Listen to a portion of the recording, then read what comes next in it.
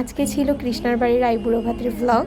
চলুন ওর বাড়িতে গিয়ে কি কি করলাম সেগুলো আপনাদের সাথে শেয়ার করব, আর চেষ্টা করব আইবুড়ো ভাতের পার্টগুলো তাড়াতাড়ি শেষ করার। তারপরে তো এখনো কত ভিডিও বাকি, কৃষ্ণার বাড়ি আমার মাথা ঘুরছে, কিন্তু আমি আর তিথি মিলে তাই ভাবলাম এটাই ওর বাসার জন্য আমরা শুরু মিষ্টি নিয়ে যাই।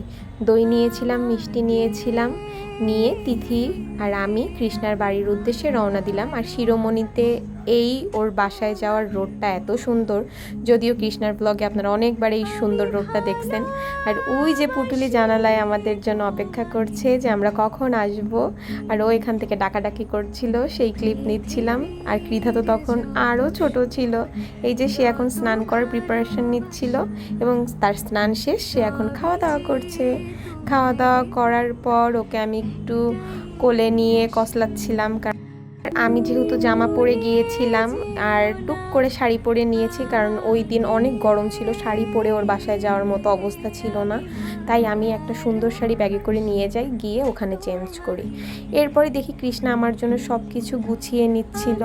আমাদের অনেক আগে কৃষ্ণার বাসায় যাওয়ার কথা ছিল, কিন্তু আসলে আমরা অনেক দেরি করে ফেলছিলাম। সেদিন ওর বাসায় যেতে যেতে দুপুরই হয়ে গেছিলো। তারপরে ও সব একা একা অ্যারেঞ্জ করছে। করার পরে ও যে গুছাচ্ছিল সেগুলোর কিছু ভিডিও ক্লিপ নিয়েছে। আর এখানে দেখুন ডাল ছিল, তারপরে টমেটোর চাটনি, মাংস, ওর হাতের মাখানো স্পেশাল সালাদ, 5 রকমের ভাজা, তারপর 3 রকমের মাছ ছিল, রুই মাছ, কাতল মাছ, রুই মাছ না কাতল মাছ ভুলে গেছি, কিন্তু চিংড়ি মাছও কিন্তু ছিল, পঞ্চমিষ্টি ছিল, অনেক আইটেম ছিল। আর এই যে আমি একটু ঢং করে নিলাম। এরপর কৃষ্ণাকে বললাম আমাকে খাইয়ে দাও, খাইয়ে দিয়ে আশীর্বাদ করো।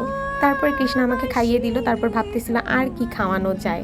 আর এদিকে অনেকটা আমাদের ছবি তুলে দিচ্ছিল, আর কৃষ্ণা এখানে ইনস্ট্রাকশন দিচ্ছিল যে এভাবে ছবি তুলতে হবে, আর দাদা সেই মোতাবেক ছবি তুলে দিয়েছে আমাদের। আর অপরদিকে তিথি আমার ভিডিও ক্লিপগুলোও নিয়ে নিল।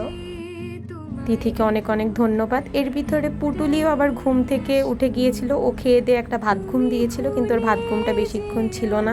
তারপরে ওঠার পর সেই সুযোগকে মিস করি। এরপর দেখুন ও এই জিনিসপত্র ধরার জন্য পাগল হয়ে গেছে যে এগুলো ধরতে দাও মাসিমণি। তারপরে আমি চুল টুল বেঁধে খেতে বসে পড়লাম, কারণ এখন খাওয়াটাই মেইন। আইবুড়ো ভাতে মানে খাওয়া সব শেষ করে কোনো বাসা থেকেই উঠতে পারিনি, মানে কোনো বাসা থেকেও না, মানে প্রতিটা খাবারই আমার থেকে গেছে। কারণ আমি কেন জানি না খেতেই পারতেছিলাম না। এরকম সবার সাথেই হয় কিনা আমি জানি না, কিন্তু আমার সাথে হয়েছিল। প্রতিটা খাবার এত মজা ছিল, কিন্তু ওই যে শেষ পর্যন্ত সব আইটেম দিয়ে খাইনি। আমার এখানে যে আইটেম ছিল আমরা 3 জন মিলে শেষ করছি, যে পরিমাণ আইটেম কৃষ্ণা আমার জন্য রান্না করছিল। এরপর কৃষ্ণার হাতের যে মাংস, ওকে আমি আগের দিনই বলছি যে ভাই মাংস রান্না করিস বা না করিস, মাংসর মধ্যে রসুন যে কয়টা আছে সেই কয়টা কিন্তু আমার। এর জন্য বেশি বেশি করে রসুন দিছিল, আর আমি সেই রসুন খেয়েছিলাম। পরে আমি আমার কৃধা মায়ের জন্য একটা সুন্দর গিফট নিয়ে গিয়েছিলাম।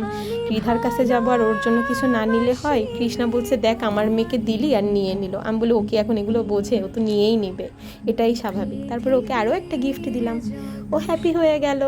এবং ও গিফটগুলো পেলে না খুব সুন্দর করে সেটা ওকে পর্যবেক্ষণ করে দেখে। এরপর এই তো পুটুলিকে বিদায় দিয়ে বাড়ির উদ্দেশ্যে রওনা দিলাম। আজকের ব্লগে এই পর্যন্তই। ভালো লাগলে লাইক কমেন্ট করবেন। টাটা।